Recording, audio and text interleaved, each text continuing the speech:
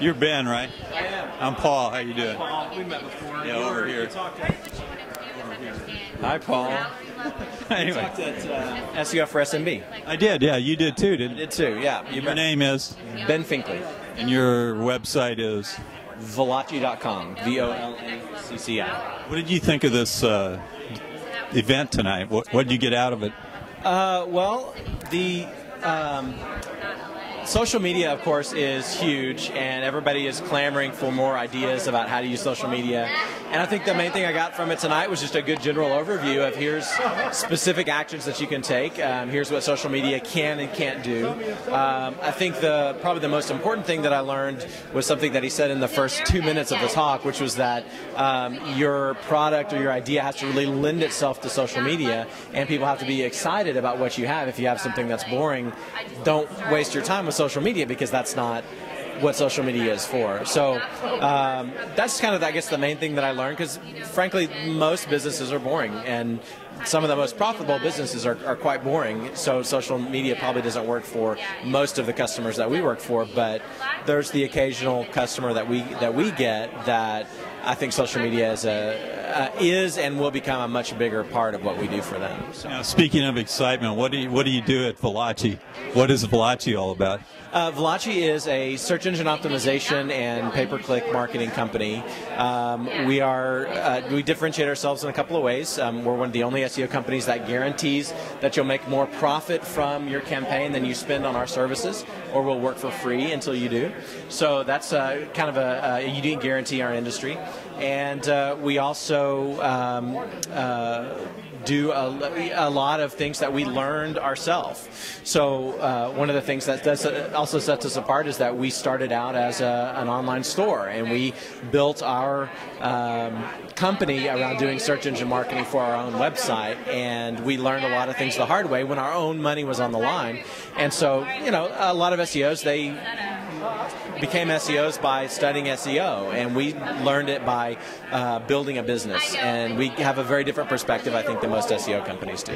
How is the SEO trade being modified by the advent of social media, like he was talking about tonight? How do you use social media in your SEO practice? Well, I think one of the best ways to use social media for SEO is, hey, Bill. How you doing? How you doing? Paul. Doesn't get more social than that. Yeah, we're on over here. What are we on tonight? Spring.net. The stuff that Palin was and the stuff that Obama was. Right, look over there. Over there's the camera. Oh, hey. Yeah, there you go. The great political thing today. Did you hear? Someone was attacking Palin's husband for his DUI 22 years ago. And someone on the other side, you don't hear much of this in the media, but thought really quickly and said, that's when Obama was doing his blow, wasn't it? But, yeah, we're all on something if we're in social media. Right, and your name? I'm not sure I want to give that up. Okay, all right. That's all right. No, you're with Apogee Search, right? I work with Ben every chance I get.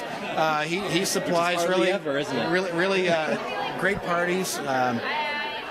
I can't keep it. Bill Leake, Apogee Search. Pleasure to be here. Darn good. You must be that famous guy, Paul, that I haven't met yet. Terry, yes. Paul Terry Walhus. John Lukowski's been raving about you for some time. Has he? I never hear from that guy. Well, that doesn't mean he's not raving about you. He's busy. Yeah, he's busy. He's a cool guy. He's been in it for forever, since before everyone else was into it, pretty much. He's forgotten more than we'll ever learn. Yeah, he's a cool guy. What's Apogee doing? Excitement. For excitement? Well, yeah, a lot of it comes down to the basics. Recruit phenomenally good people. I'm out. Okay, you're out. Good talking to you, Ben. Thanks a lot.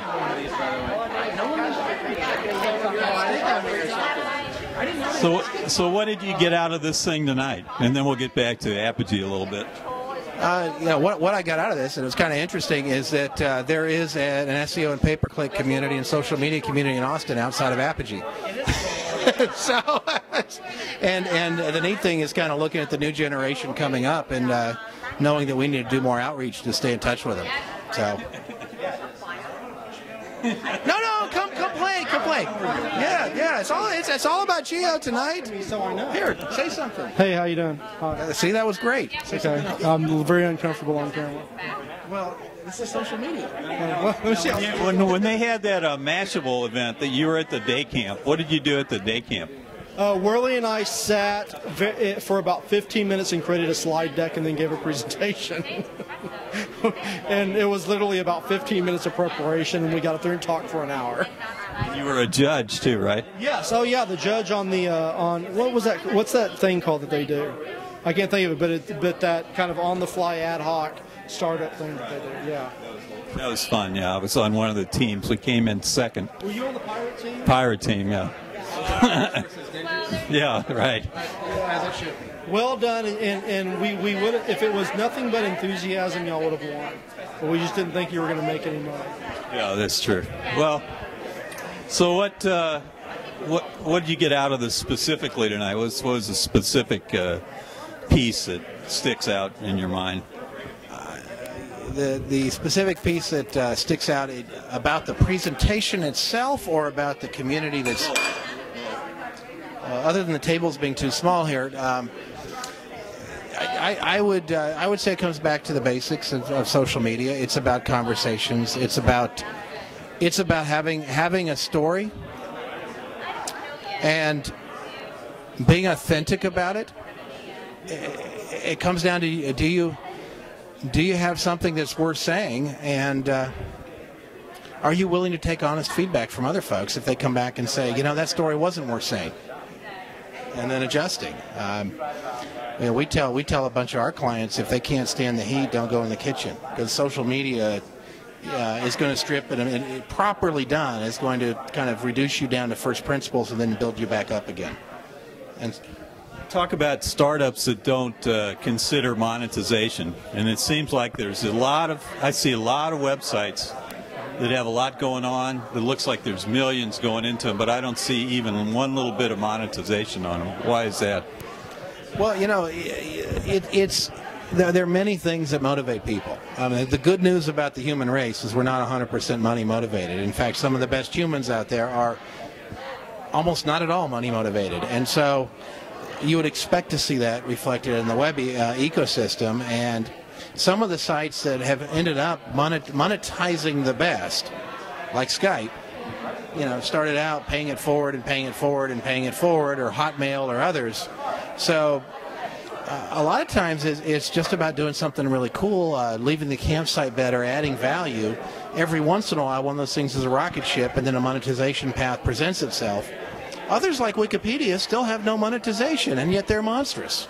So, I think you're going to have a whole bunch of different motivations for why people start a website. And, I don't know that every website should be started with the idea of making money. I'd love it when you have when you've got somebody who had no thought of monetization, and it was just a labor of love, and it took them 8 years to build the traffic.